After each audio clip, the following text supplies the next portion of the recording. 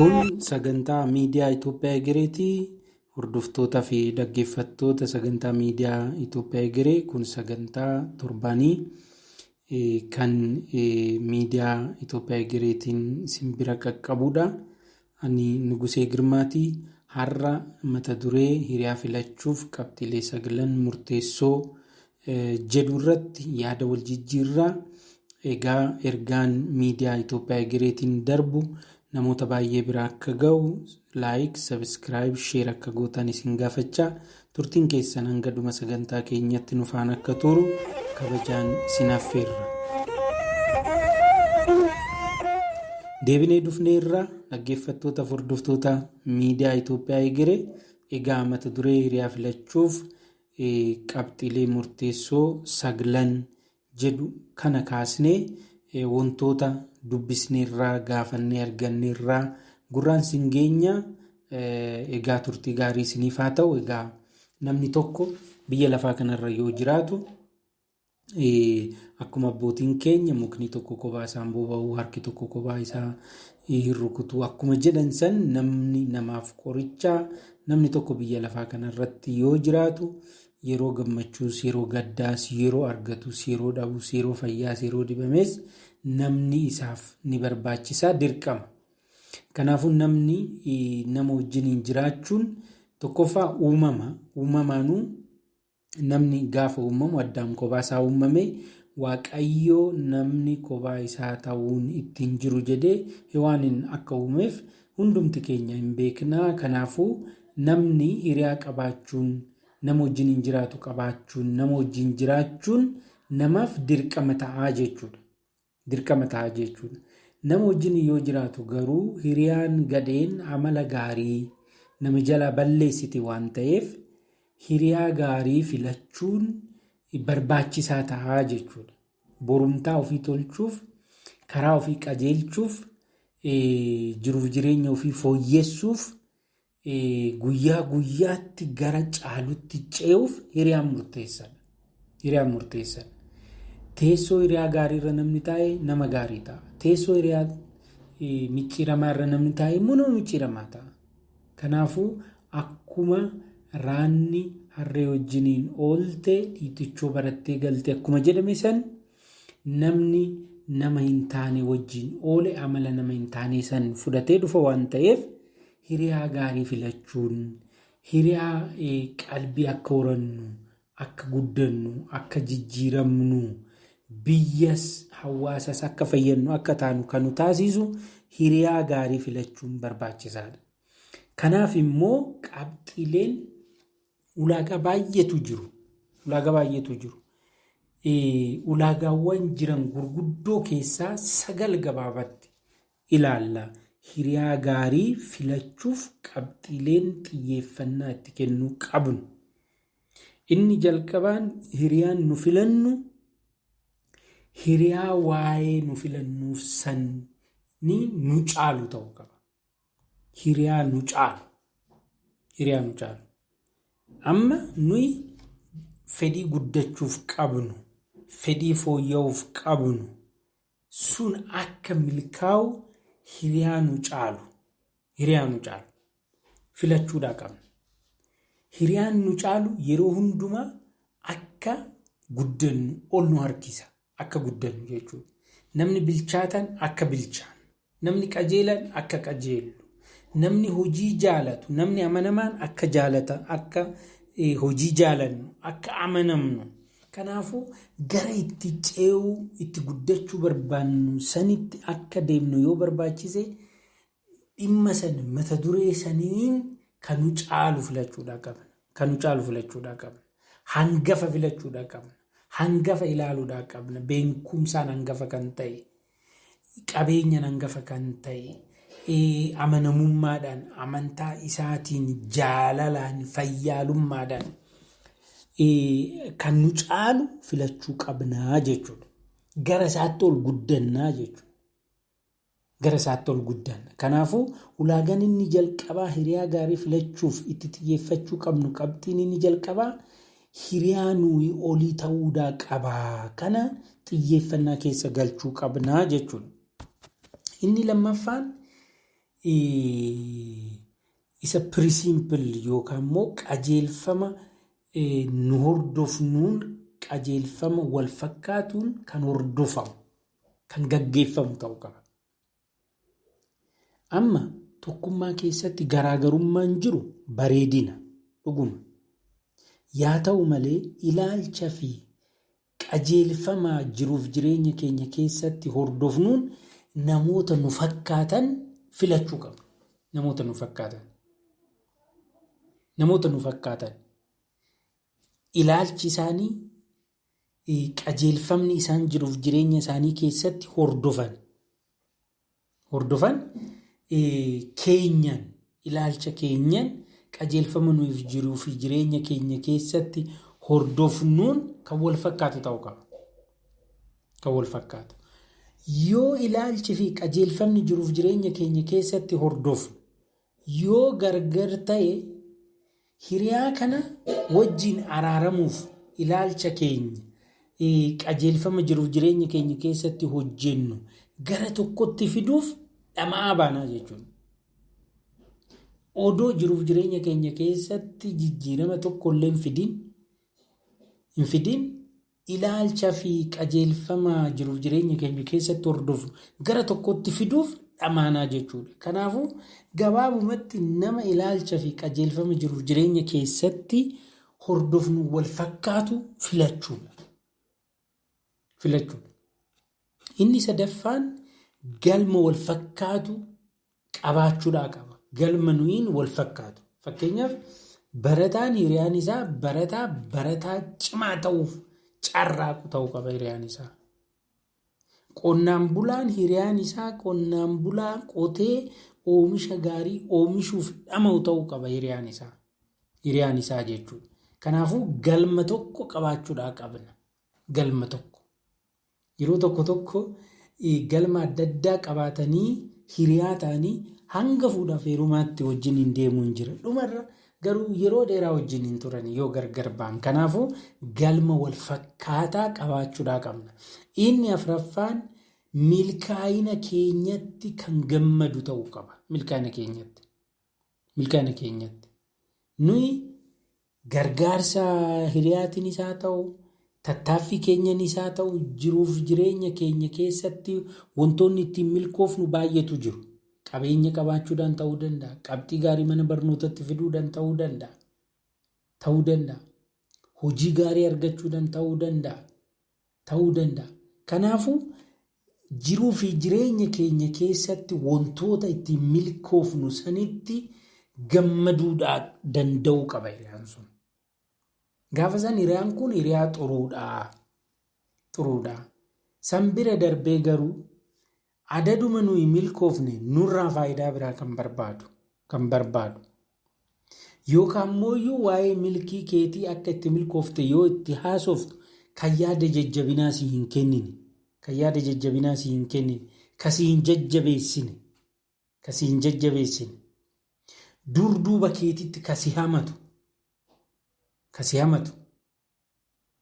Fi amala adda addaa kan agarsiisu yoo ta'e namni sun siif hiriyaa gaarii ta'ee hin filatamu. Maaliif karaa dheeraa deemaa jirtu san si jalaa gabaabsa. Karaa dheeraa deemaa jirtu san irratti gufuu si jalaa ta'a. Kanaafuu hiriyaadhaa jennee kan filannu milkaa'ina keenyatti kan gammadu, gammachuu keenya kan nurraa hirmaatu, akka gammachuu isaatti, akka milkaa'ina isaatti kan lakkaa'u, kana caalaa akka milkoofnu kan nu gargaaru ta'uudhaa qabaa jechuudha. Inni afuraffaan. Inni shanaffaan kufaatii fi yeroo rakkattu kasirraa hin fagaanne ta'uudhaa qaba. Hiriyaa gaarii. Yeroo kufaatii fi rakkoo keetii kan sirraa hin fagaanne. Amma ati akka har'a qabdu kana boru qabaachuu baachuu dandeessa, dhabuu dandeessa. Semisteera kana qabxii gaarii fiddee semisteera ittaantu qabxii xiqqaa fiduu dandeessa. Qottee bara kana oomisha argachuu baachuu dandeessa. Daldaltee bu'aa buufachuu baachuu dandeessa. Kanaafuu dhimma wayiitiin kufuu dandeessa. Rakkoo wayii si quunnamuu danda'a. Kufaatii keetii fi rakkoo si quunname san keessa taatee hiriyaa sirraa gargar hin baane kasii wajjin hirmaatu kufaatii keessa kasii wajjin kufu rakkoo kee kasii wajjin rakkatu achi keessaa ba'uuf tattaaffii ati gootu saniif kan tumsu ta'uudha qaba. Of course hiriyaa akkanaa argachuun ulfaataa yaa ta'u malee inni shanaffaan kufaatii kee kasii wajjin kufuu fi rakkoo keessa yeroo jirtutti si gatee kan hin deemne ta'uu qaba. Kana xiyyeeffannaadhaan madaalleetiidha hiriyaa godhachuu kan qabnu. Inni jaaffaan dhugaa kan sitti himu ta'uu qaba. Dhugaa kan sitti himu. Bakka dogongorteetti sodaa malee dogongortee jirta. Kana sirreessi kan siin jedhu. Bakka sirrii taatetti immoo kun sirriidha kan siin jedhu. Kan saniin achiititti sobee situulee erga ati karaarra maqxeen booda si gatee deemuu danda'a. Kanaafuu dhugaa jirtu san odoon jallisin odootti dabalin kan sitti himu ta'uu danda'a. Isatu si fayyada waan ta'eef jechuudha. Yeroo kuftus kan harka sii dha'u, yeroo argattus kan harka sii dha'u yoo ta'e of ilaaluu hin dandeessu. Kanaafuu kan dhugaa sitti himu ta'uu qaba. Kanaafuu qabxiin jaaffaan dhugaa kan sitti himu ta'uudhaa qaba hiriyaan sun. Ammaati isa caaluu dandeessa.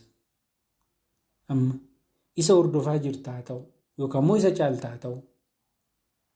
Waan umriidhaan isa caaltuuf, waan qabeenyaan isa caaltuuf, waan sadarkaa barumsaatiin isa caaltuuf maal naan jedha jedhee kan si hin sobne yookaan immoo kan hin callisne ija isaa soogiddaan dibatee kan dhugaa sitti haasa'u ta'uu qaba.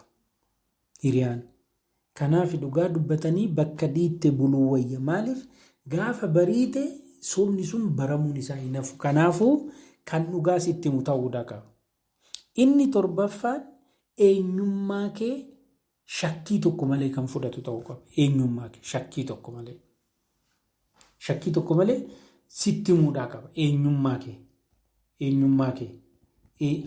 Ati odoo hin sobiin dhugaa kan sitti himu. Yoo dogongorte, yoo waa hirriste kan sitti himu. Kan karaa si qabsiisu. Dhugaa dogongora kee odoon dhoksin kan dhugaa isaa sitti himu. Dogongora san keessattis taanaan garuu eenyummaa kee kan fudhatu.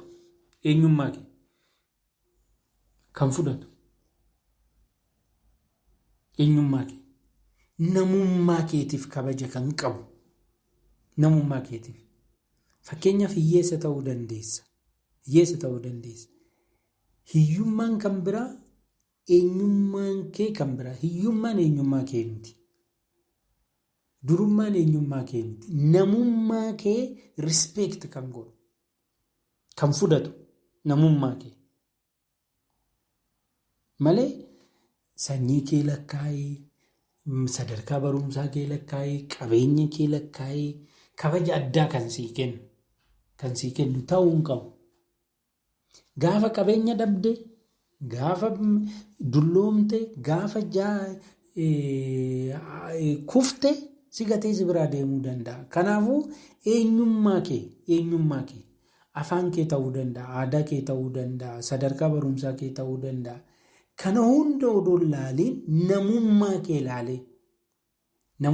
ilaalee kasi kabaju, kasi jaalatu, kasi ulfeessu ta'uudhaa qaba. Namni kun hiriyaan kee. Kanaafuu hiriyaan ati hiriyaa gaariidha jettee filattu eenyummaa kee kan fudhatu ta'uudhaa qaba. Dogongora kee sitti hima dhugaadhaan. Garuu eenyummaa kee dogongoraa fi hir'ina kee keessatti makee wajjin hin darbu. Dogongora kee sitti hima, eenyummaa kee garuu rispeekti godha, ni fudhata. Kuni qabxii ijoo. Nama akkanaa argannaan itti maramuudhaa qabda. Nama akkanaa yoo argattee jechuudha. Inni 8ffaan daangaa isaa kan kabaju ta'uu qaba. Daangaa isaa.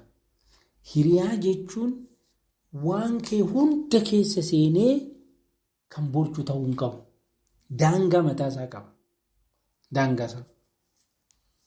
Kana wajjiniin dhandhamuu jechuu miti. Wajjiniin oolanii buluu jechuu wajjiniin dhandhamuu jechuu miti. Hiriyaa kee waan sirriitti jaalattuuf wajjiniin hin dhandhamtu. Hiriyaa kee. Dhandhamtu wajjiniin. Daangaa qabaachuudhaa qaba. Daangaa. Hangam gara kee dhiyaachuu qaba, hangam gara isaa dhiyaachuu qabda. Kuni murteessaadha.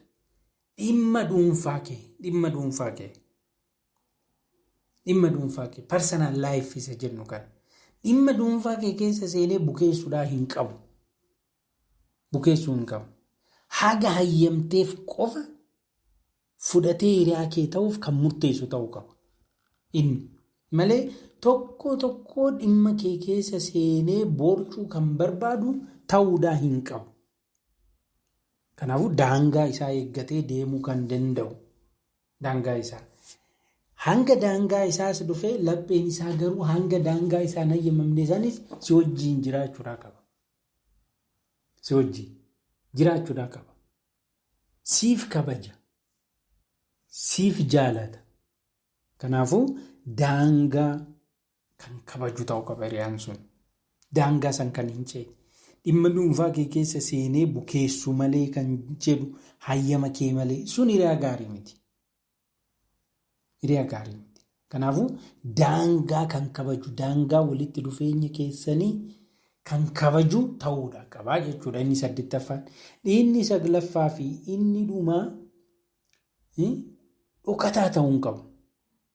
Dhokataa.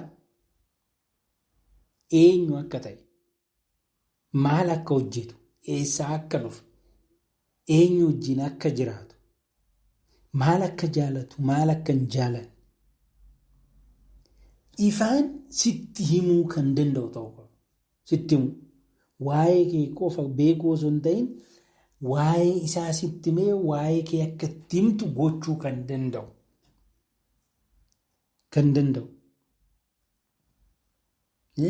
Kan ati isa dhaggeeffattu. Kan baay'ee taasiftu osoo hin ta'in kan isa dhaggeeffattu. Jiruuf jireenya qaqqabamu, ijaan argamu kan jiraatu. Sibiratti fayyaalessa ta'ee sibiraa hoo deemu hamaa. Amma biyya lafaa olaaltan akkasi. Namni amantii tokko hordofu mana amantaa yoo dhaqu completely disciplined ta'ee talaqa. Achi hoo ba'u immoo completely faallaa mana amantaa isaa san ta'eetidha kan deemu. Namni zabana kana namaa miti waaqa fuulduratti of dhoksuu yaala. Kanaafuu hiriyaan keenya hiriyaa gaariidha jennee filachuuf qabxii 9ffaan nuyi sirriitti xiinxaluudhaa qabnu iftoomina isaati.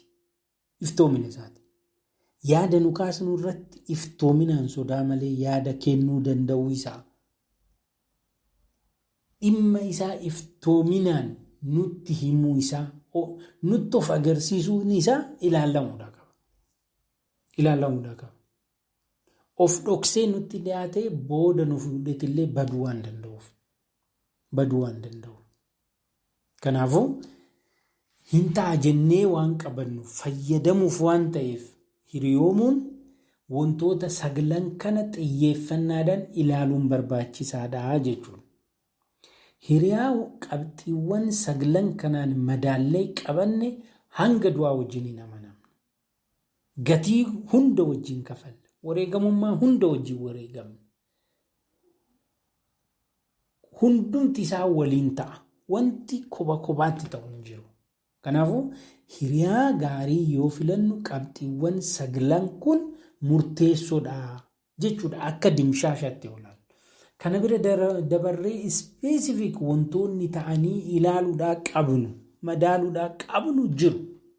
Qabxiileen hiriyaa yoo filan.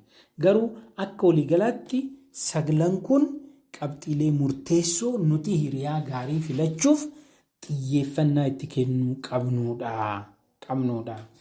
Hiriyaa gaarii yoo hin filanne, hiriyaa gaarii hin taane yoo qabaanne, amaluma gaarii xiqqoo qabnu san, muuxannoo gaarii, jireenya gaarii xiqqoo qabnu san nu jalaa balleessa. Nu jalaa balleessa. Hojii manaa nutti ta'a. Ba'aa nutti ta'a. Nutti ta'a. Of dhaggeeffachuu hin dandeenyu. Carraa san namna. Guyyaa guyyaadhaan hojii manaa nutti kenna. Kanaafuu hiriyaa gaarii xiyyeeffannaadhaan filachuun murteessaa ta'a jechuudha. Murteessaa ta'a. Eenyullee taanaan namummaadhaan jaalachuun dirqama. Namummaadhaan. Achi keessaa garuu dhimma guyyaa guyyaa keenya ka wajjin mari'annu, ka wajjin haasofnu, ka wajjin hirmaannu. Hiriyaan addaa nu barbaachisa. Hiriyaan addaa. Koodeen nu barbaachisa. Kana filachuuf immoo wantoonni 9 kun murteessaadha. Miizaan, madaalli. Because namummaa isaatiin hin jaalanne. Dhimma jiruuf jireenya keenya keessatti immoo gahee dabalataa kennuuf ulaagaa addaatiin filatamuudhaa qaba. Ulaagaa addaatiin. Dhimma gaa'ela keenya mariisisuu dandeenya. Dhimma hojii keenya mariisisuu dandeenya. Dhimma jiruuf jireenya keenya mariisisuu dandeenya. Nama kana. Kanaafuu xiyyeeffannaadhaan filachuun barbaachisaadha. Amma rakkoon akka biyyaatti qabnu keessaa inni tokko namni namaaf qoricha akka ta'etti hin ijaaramne. Akka ta'etti jechuudha.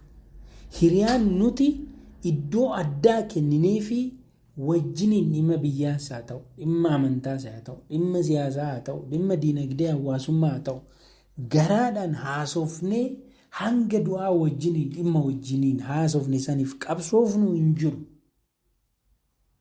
Hin jiru. Namni namummaa isaatiin kabajamaa hin jiru. Jaalatamaa hin jiru. Kanaafuu kana bira kunnee darbinee qoricha biyya tanaa ta'uuf nuti murteessuudhaa qabna jechuudha. Saniif immoo namni tokko kophaa isaa yoo ta'e gaafa kufe namni isa ol qabu waan hin jirreef hin rakkata.